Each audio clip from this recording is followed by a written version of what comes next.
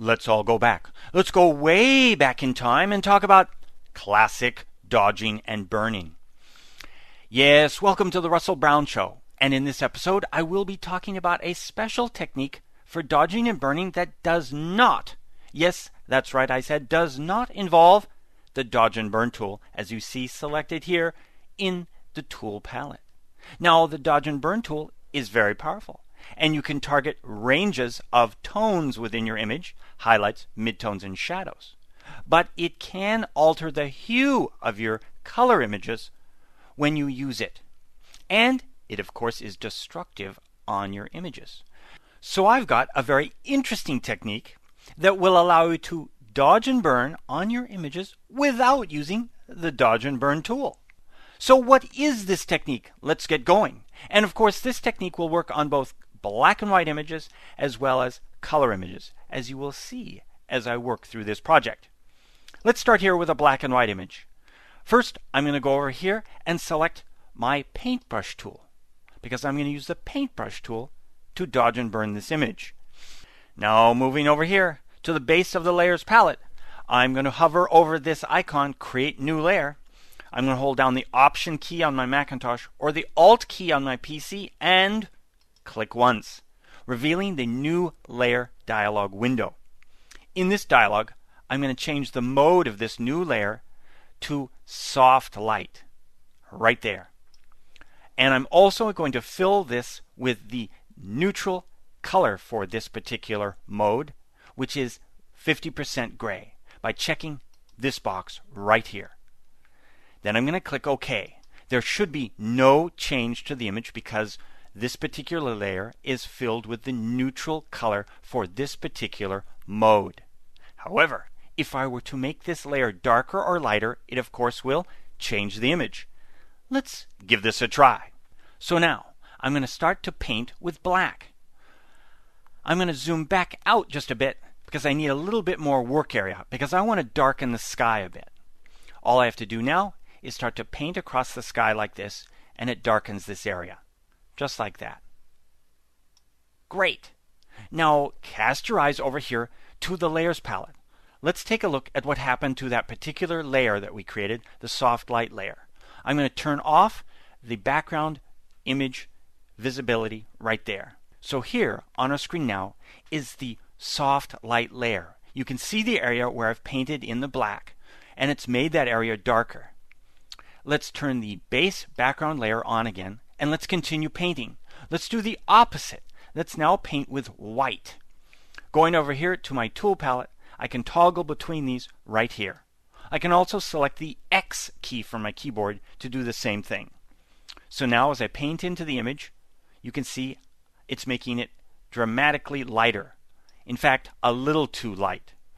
I'm going to undo that and do a little bit more refined painting. I'm going to change the opacity of this brush. I'm going to select the number 1 key from my keyboard to change the opacity to 10%. Then let's adjust the size of this a little with the open bracket from my keyboard to reduce the size of this brush down, because I want to do some highlighting here to the chrome. And now I can go in here and take multiple strokes over this chrome in the areas where I wanted it to become lighter, just like that. Now, you're saying to yourself, I can paint with black to make it darker. I can paint with white to make it lighter. What if I want to return to the original image? I want to revert this. That's easy. We merely need to paint with 50% gray. Now I go over here, click here on my foreground color within my tool palette, adjust my value down to the midpoint of 127 for the red, green, and blue, or 50% here, and click OK. Change the brush size a bit with my closed bracket for my keyboard and start to paint. So I can now revert this slowly back to the original state by painting with 50% gray. Great! So this has fantastic capabilities for dodging and burning with subtle painting over your image. Now here's the classic Russell Brown technique. If you like what you see on the screen, but you want more of it, simply duplicate the layer to increase what you've just done. Here, I'm clicking on layer number 1 and dragging it down here to the icon at the base of the layers palette. You can then saturate this sky to become very, very dark, and it will also select those areas that you've lightened and make them even lighter. So it increases the contrast of your effects overall. So I'm going to throw this new layer away that I just created. Now, this was a black and white image. How will this technique behave on a color image? I just happen to have a color image right here, and I'm going to demonstrate a technique for doing retouching to faces. This technique will then give you subtle adjustments, in this particular case, to wrinkles. I'm going to zoom in on this area of this woman's face, and let's do a little bit of repair to these wrinkles that you see here on the screen. Now, I prepared this image ahead of time. I created my new layer over here. You can see that I have layer number 1 is a soft light layer, and it's filled with the neutral density gray 50%. I now move into my work area, and I'd like to reduce the value inside of these wrinkles to subdue them within the image.